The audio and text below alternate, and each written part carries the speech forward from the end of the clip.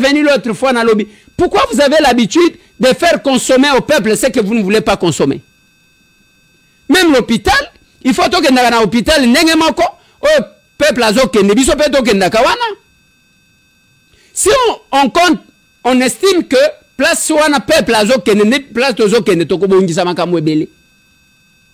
il y a beaucoup de détenteurs, il y a des supermarchés. Les Indiens, les Libanais, vivre frais et belé ya kopola et belé expiré. Nous avons consommé ça pendant les festivités ici. Biloko belé ya kopola ndetolier. Pona nini mutu akolobate parce que bakena kozwa mbongo e pa batuwana. Yo kenaka na buto zimbongo. Dès que basali boy na kobenga babengi ba pêche un peu d'argent mais vous sacrifiez votre peuple. Voilà comment moi j'interviens à ma qualité de villageois. J'ai rappelé tant on a lobela ki makambo mabele oyo commission ba vendre laki. Batu ebele bazaba locataire, je l'ai dit. Bato ebele ba aventurier bazozo ka ba mabele opona bilanga, bazo sala yango pona ba makamu misusu. Maison des étendus et des attendus. Quand nous intervenons, ça c'est nous. Là à l'assemblée, là on nous envoie Kolongwa, batu babeta maboko balobi et lombe azalaki wan. Il vient de partir, Jules Alinguete. L'inspecteur général des finances et chef de service, il vient de partir. Moi, je l'ai rencontré avant-hier. J'avais cette information depuis avant-hier que Jules Alinguete partait. J'avais cette information. Maintenant, Eloko Etikali, on l'a remplacé. Qui l'a remplacé? Parce que Ndako Ezakaya à l'État. Moussa les à l'État. Ezaya Moutoumon côté. Au Vandi Ayo Mikolo, après Olongwe. Il a été remplacé par M. Bita 6 mois, Bahi Christophe, qui vient de le remplacer. Avec comme adjoint M. Tibingu Senga Emmanuel. Les deux va remplacer. Place Azaki Kovanda Wana, Batunisusu Bavandi. Qu'est-ce qui reste na Jules Alinguete? Bola Moyo ya Salaki.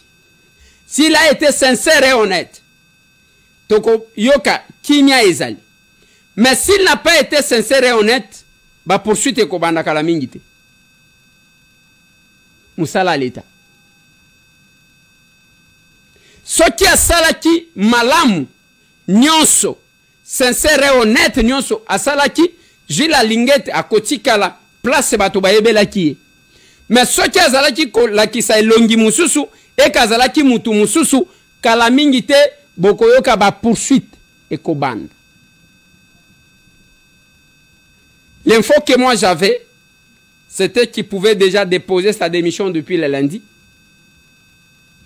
Mais Keye, voilà. Pour le moment, Jules Alinguete est parti. Et je suis sûr que c'est depuis le lundi qu'il a déposé sa démission. Depuis le lundi.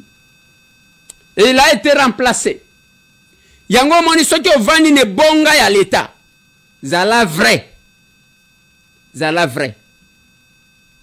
Lelo même Nicolas Kazadi, oyo akomi, eloko ezolobisa lobisa ye mingi, ye moko kaka nde mtu ayebi.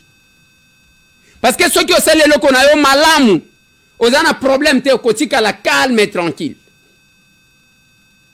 Mais ceux qui ont moni mutu abandi ko sa. Bonjour, bonsoir, chers abonnés, chers internautes. Naël Bino Nicolas Lelo Mopepe Asika.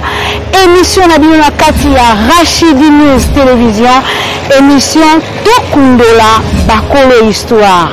Tokundola Banani, Tokundola Ba politicien, Ba musicien, Ba artiste, Ba comédien et que vous allez présenter pas Nani et que vous allez présenter pas Ngai Moko, votre humble servante Rachel Gikonji Malungu, une femme pas comme les autres. Et voilà, abonnez-vous massivement sur votre chaîne de référence Rachidi News Télévision. Vous ne serez jamais dessus.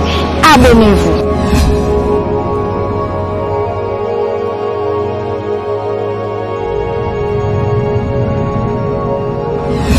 Voilà, bienvenue sur votre chaîne de référence Rachidi News Télévision. Mesdames et messieurs, bonsoir, bonjour, ça dépend de l'heure où vous allez nous capter. Merci beaucoup mes chers abonnés, chers internautes, vous êtes tellement nombreux devant vos écrans. Merci na soutien Nabino, merci, vous êtes tellement ébélé au Bolanda Kabiso, là aux États-Unis, la Belgique, l'Allemagne, bien sûr, l'Afrique du Sud, la France. Merci beaucoup na bazali na niveau ya Afrique, et voir même ici en RDC, notre République. Nous sommes aujourd'hui le 8 mai 2025. Oyo penza tolobaka ke nzambe aza mokonzi, nzambe aza malamu, lolenga kola musabiso, merci kaka na ye moko kolo nzambe. C'est bel et bien moi, votre humble servante Rachel Gikonji Malungu, la Joconte de la presse congolaise. Un grand merci na ba nyonso oyo penza bazwaka libaku na bango ya kolanda ngai ne bandeli tina suka. Je vous prie de suivre cette émission du début jusqu'à la fin et vous ne serez jamais dessus. Je dis merci aux partenaires, hein? J'appelle le partenaire, partenaire Boya et Belé, parce que tous en a besoin, il y a soutien à Bino, tous en a besoin, il y a voire même soutenir Maman Rachel, c'est une bonne chose. Soutenir la chaîne, c'est une bonne chose, pourquoi pas. Et Tozo Benga Bino Boya vraiment et Belé, partenaire, hein? Et sponsor Pélissus, le bar qui est devant vos écrans, beaucoup mon numéro, mais que zangande sponsor wana, azan a besoin, il y a publicité, azan a besoin à promouvoir, promotion en tout cas, venez ici sur Rachidi News, vous ne serez jamais déçus. Voilà, aujourd'hui, je suis seule dans mon plateau, nous sommes là pour parler de la République, nous sommes là pour parler de la politique, pourquoi pas? Parce que politique, ato occupé en côté yeko occupé yo bana mboka les compatriotes les congomani bazaka na bezo bayoka makambo koleka na République démocratique du Congo. Nous sommes à Kinshasa.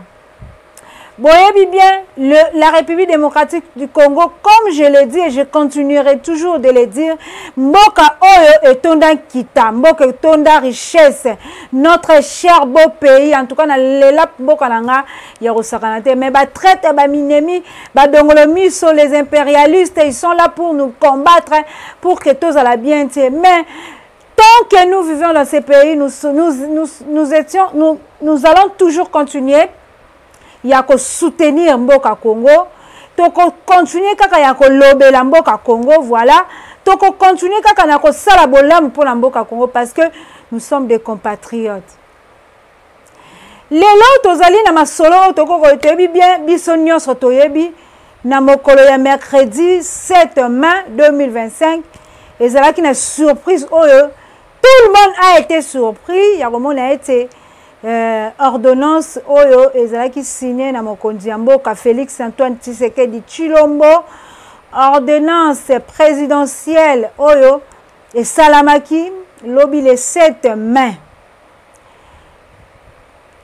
Kuna balobeli ete banome chef ya service ya finance mususu, donc banome na kati ya IGF. Voilà, urgence s'est posée, urgence est pesami.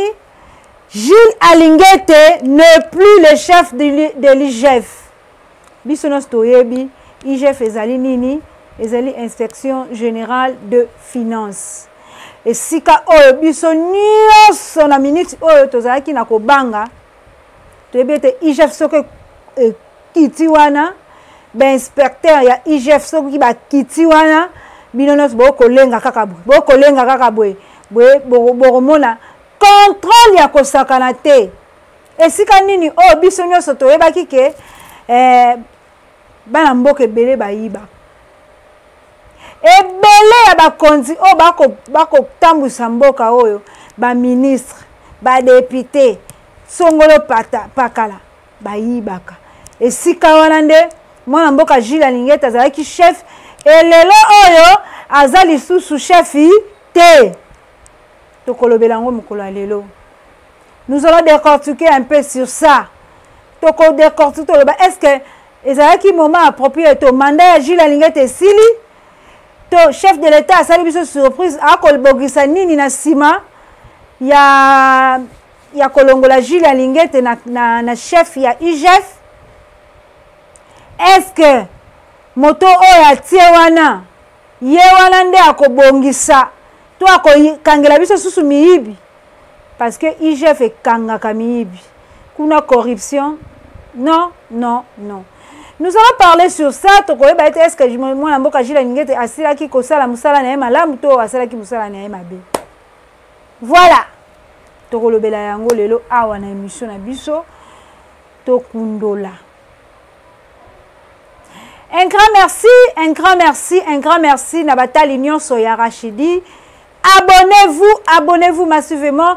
Partagez l'émission, mesdames et messieurs. Commentez l'émission. Likez l'émission. En tout cas, bah, commentaire na bino de sala ke biso tozo les sous maele mususu. Commentez l'émission, partagez l'émission. Ça nous fera énormément du bien. Et surtout ces gens-là, on va besoin de soutenir Sali. Venez nombreux. Tout ça, on a pour Nabino. Abonnement Nabino, abonnement belé, commenter moi les cas et aux amalam. Les gens peuvent un sujet oyo et kolobisabiso moi moke. Moi l'amboka Jules Alingete azali susu chef ya IGF T.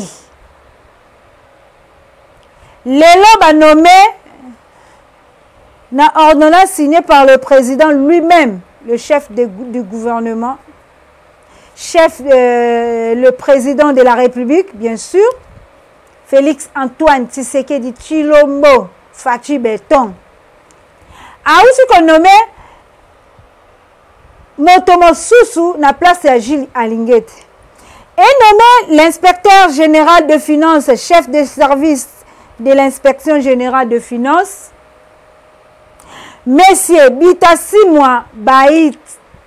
Monsieur Bitassimwa Baït Christophe. Et nommé l'inspecteur général des finances, chef de service de l'inspection générale de finances, Monsieur Bitassimwa Baït Christophe. Yewalande a remplacé Mwalamboka Jules Alingete. Voilà. Il est nommé comme adjoint de l'inspecteur, inspecteur adjoint de l'inspection générale de finances, Monsieur Chibingu Senga Emmanuel.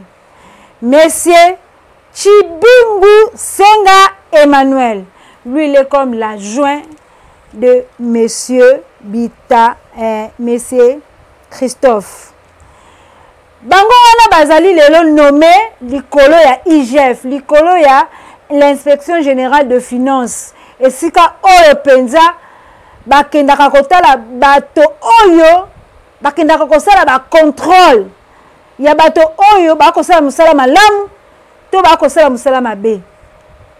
Lelo oyo comme une surprise inattendue o mutu nyonso andimaki te que Jules Alingete akokai kolongwa. Peut-être pour moi je pourrais dire que Jules Alingete a ça la deuxième mandat à l'inspection générale de finances.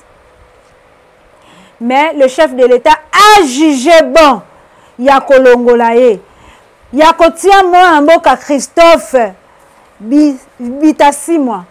Ya kotia moi mboka Christophe. Est-ce que mouvement wana et salami brisque biso moko toyebi ete tozozela remaniement awa na ministre o remaniement ko betsa bato da mitema remaniement ba ministre belé a balukaka nde ba féticheur o balukaka nde banganga abanganga ba mataka ba prix na bango yango banganga ba mataka mbongo yango po ba ministre bakenda ko kanga banzoto o bakenda ko luka ba renouveler bango ba mandat ero de miteme ko babela bango awa mwana mboka Jules Alingete ye wana sanini alongwe il n'est plus le chef de l'IGF.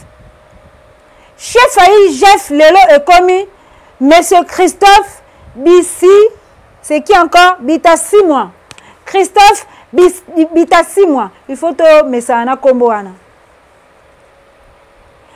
Et longola bino ba ikongomani na ebia ete bozaka ebele pour la kolanda biso, mais tout ça va commentaire, est-ce que moi mboka Jules Alingete sala ki mosala na malam? Est-ce que moi mboka Jules Alingete kolandisa mana ba kambo nyoso ekoleka détournement des deniers publics, détournement de finances?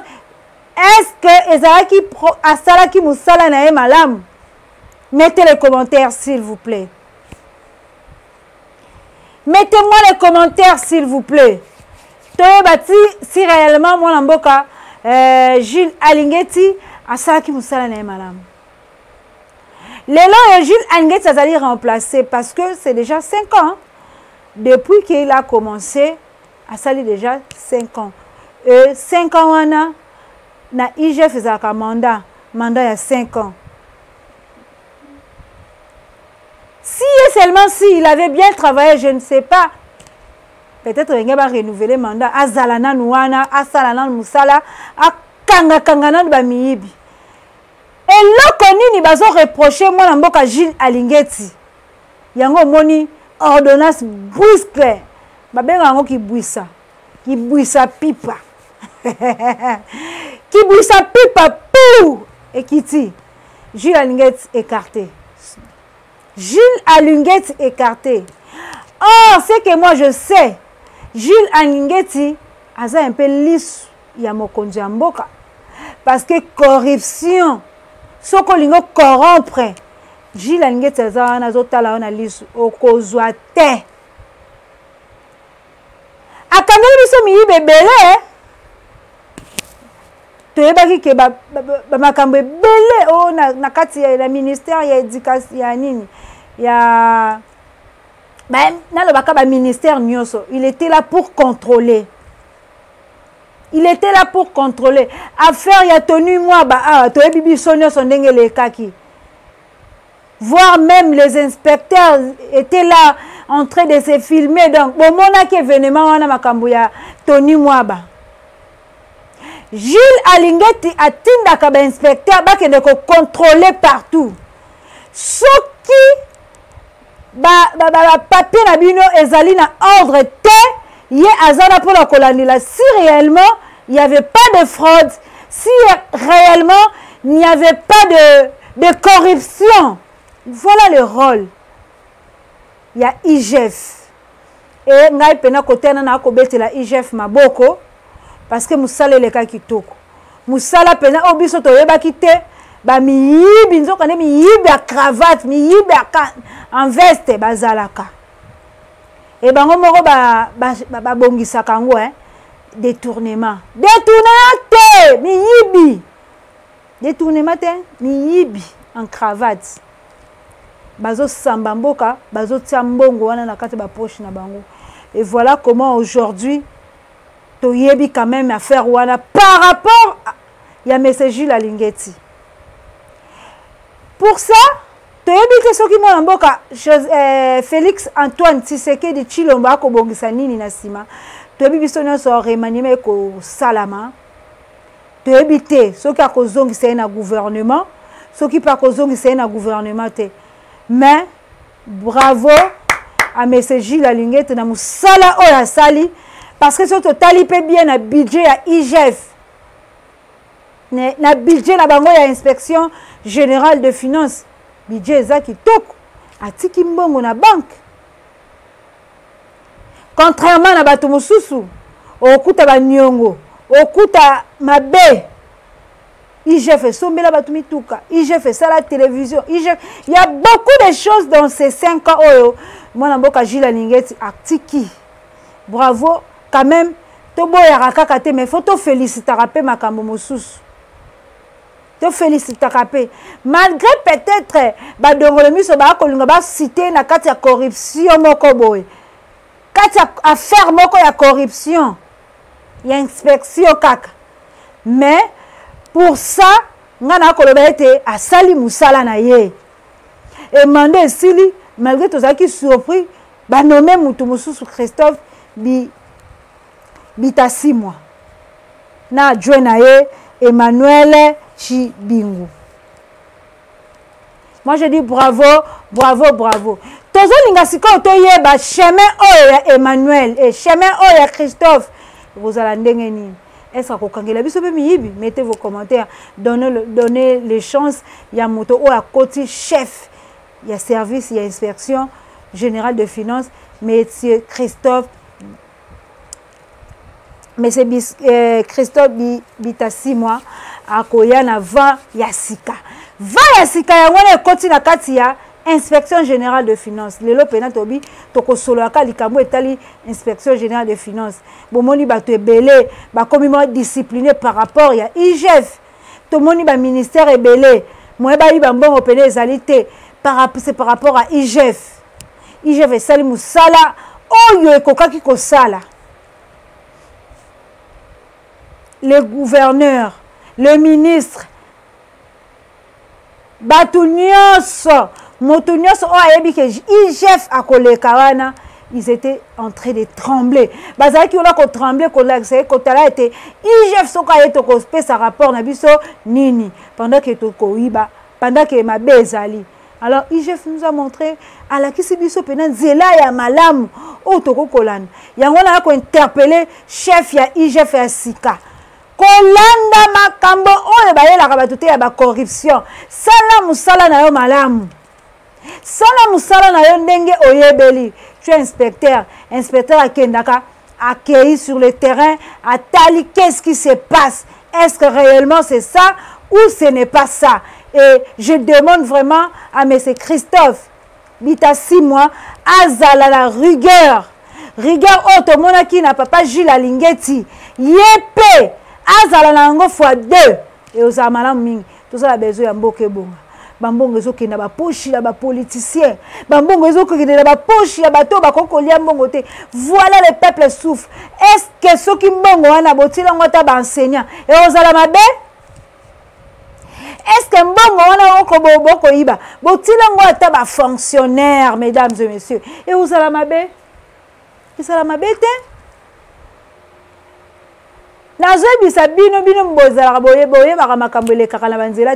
Nous sommes là, nous sommes en train de marcher. Donc, on souffrir. Tout le monde, le peuple souffre. Le panier ménagère, je vous dis, les lots pour moutoua lié malam. Moutoua c'est là. Moutoua ça la malam, moi ça la bien. Il le faut combien? Moi, Namboka Félix Antoine Tshisekedi du côté où on a fait ça là vraiment effort. Notre président. Panier ménagère est vraiment assez. Moi, à quoi ça a 10 000 francs, mais il ne sait même pas qu'est-ce qu'il va manger. À éviter à coller à nini, à comer la nini. Pour la biso tout sucré à pamba oh le jus coca au fontan. Bah monsieur va kenda comer en so ba bings on a fait. C'est ridicule. Or que c'est l'eau quand tu manges, tu es dans la table, aux huiles biloko lait, na souk aux huiles géomélie. Mais pas ici au Congo. C'est ridicule. Yango na ko senga mwana mboka Christophe Zalamaele. Zalamaele na ba politicien mi yibi oyo ba ko yiba ka mbongo mboka ba ko kotaka la poche na bango. Zala mayele, Monsieur Christophe Bitasi moi. Ye wananda komi chef à IGF. Na adjoint na ye, Monsieur Emmanuel. En tout cas, rigueur ya Monsieur Gilles Alingeti, na su pas na yo kozalande double. Corruption, Robert, c'était la corruption. Pendant que corruption kosalama, yango komona mboka ekokende liboso te. Mutu kokota. Corruption kokanga ba politicien ebele. Voilà comment les députés bazala. Tango ya élection ba koyela bino mbangu. Ba député. Tango bokendaka na ba hémicycle kuna. Boyebi ke bozali nde ba boy ya peuple. Bino bozala na ba lobeli ya peuple. Là je félicite moi mboka Eliezer. Lui, il a dit, même si je suis au hémicycle, je ne laisserai pas parler pour la population. Et même, ba parler na ye na kati hémicycle, ba dire na ye, il est toujours du côté de la population. Il exerce Tambou. Mais on va kokene na intérêt na bango personnel. Parce que wana ka kolia kolala kande ba pongi na kati ya parlement. Konimbaka na kati ya parlement. Ya ba misusu bazaki pena d'accord fa ka balongola ba ka évacuer ba. Mais ba misusu bazana ba apesine ka mbongo pa cameraman na ye yo zwaka mingi zwaka ngande mingi malobaka te. Azo ndenga zo nimbaka andenga kolataka ba veste ndenga kotaka ba manette ya sika. Il ne parle pas pour le peuple. Pendant que le peuple souffre, pendant que notre pays a beaucoup de défis. Il y a un bêta c'était côté wana penza ya mwana mboka Christophe Bitasimwa qui est le chef de l'IGF. Nako bêta c'était côté wana. Mwana mboka Samsana. Faites ton travail s'il vous plaît. Parce que ba otoko tout tindaka kuna na parlement bako salaka eloko moko te. Bako salaka eloko moko te. Lelo penza toyeli ba député na biso. Soi-disant balobeli ya ba peuple. Mais boza balobeli ya peuple te. Vous êtes là pour vos poches. Boza kuna pour la poche na bino ba benga na bino. C'est désolant. Biso pe tokotika te tokoloba kaka parce que misala na biso epesa maka potoloba. Epesa maka potoloba. Et voilà aujourd'hui surprise moko salami mona mboka Gilles Alingete a sauté tokozela pe ba ministre. Il y a tant de ministres bako salelo morote. Ministre à transport. S'il vous plaît papa Bemba. Tu habites to sous wapi.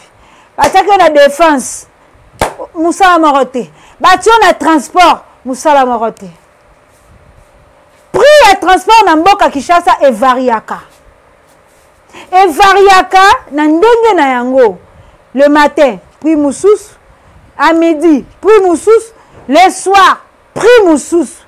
Quel est le pays que le prix des transports varie? Je ne sais même pas. N'évitez.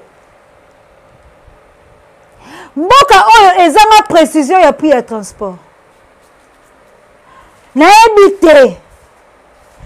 Ezanga ba ministre oyo penza papa mokonzi mboka papa mokonzi école Félix à toi tu sais que tu l'ombo pardon. Il faut longola. Tout ça a besoin de la figure emblématique. Il y a des jeunes qui chantent encore. Des jeunes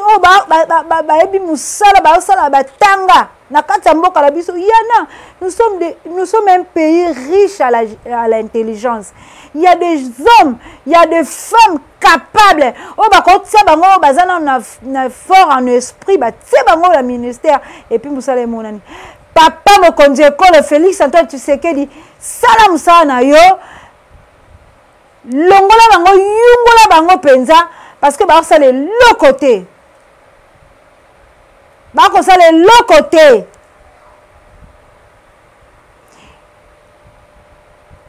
ce qui totali transport en mboka biso ce qui totali ben infrastructure ya mboka na biso banzela kutu koloba te. C'est très désolant. Tala bango na liso oyo koko longola oyo koko longola. Ba ope ba ko sa musala malamu ba tika. Remaniement ba ko betisa maka déjà mitu. Ope ba ko luka de abanga ba ko luka. Ko sala passe. Voilà aujourd'hui, comme je vous avais dit, toko solo na likambo etali mwana mboka Gilles Alingete lo lenga azali li susute, botilanga ba commentaire, botilanga ba like, botilanga bo partager émission, bo partager ngo vraiment et ozala malamu mingi. Mwana mboka Gilles Alingete n'est plus le chef de l'IGF, lelo chef ya IGF ezali mwana mboka Christophe Bitasimwa ndazali likolo ya likolo ya IGF toko talela yepe musala na yesoko kozala ndenge nini soki kozala mabe nous serons là pour parler de ça tokolobela yango parce que musala esalamika musala elobi esengeli kaka tolobela yango. Voilà, je suis arrivé à la fin de mon émission, je suis arrivé à la fin de mon analyse aujourd'hui. Je suis que seul dans mon plateau. Merci beaucoup na balandi nyonso o basi kolandanga na mokolo ya lelo. Merci na ba fidèles téléspectateurs au pena bazokali baku ya kolanda émission du début jusqu'à la fin. Merci Nabino, bon continuer na ko aimer, bon continuer na ko partager émission. Abonnez-vous sur notre chaîne de référence Rachidi News Télévision. Votre humble servante Rachel Gikonji Malungu, la Joconde de la presse congolaise, vous salue partout dans le monde. Besoin en Allemagne, na France, na Belgique, na États-Unis, Canada, Boza tellement à Londres, pour ne pas citer seulement ici en Afrique, à l'RDC, donc soutenir Kunape, Wazalendo, Kuna na Est et Mboka, la biso tozali toujours au cœur, tebete bakambo ko continuer numéro à Sikoya toko solo la na maye kota la Congo na biso, notre cher beau pays, nous sommes là pour parler de ça. Et merci beaucoup pour aujourd'hui. Je dis un grand merci à mon caméraman Montréal. En tout cas, merci. Na sepeli ko suki sanabino na mokolo ya lelo. Je vous retrouve à la prochaine numéro. Bye bye. Bonjour, bonsoir, chers abonnés, chers internautes. Naël Bino Mikolo Alelo Mopepe Asika. Émission Nabino Katia Rachidi News Télévision. Émission Tokundola Bakolo Histoire. Tokundola Banani, Tokundola Ba politicien, ba musicien, ba artiste, ba comédien et qu'on a présenté par Nani et qu'on a présenté par Ngai Moko, votre humble servante Rachel Gikonji Malungu, une femme pas comme les autres. Et voilà, abonnez-vous massivement sur votre chaîne de référence Rachidi News Télévision. Vous ne serez jamais dessus. Abonnez-vous.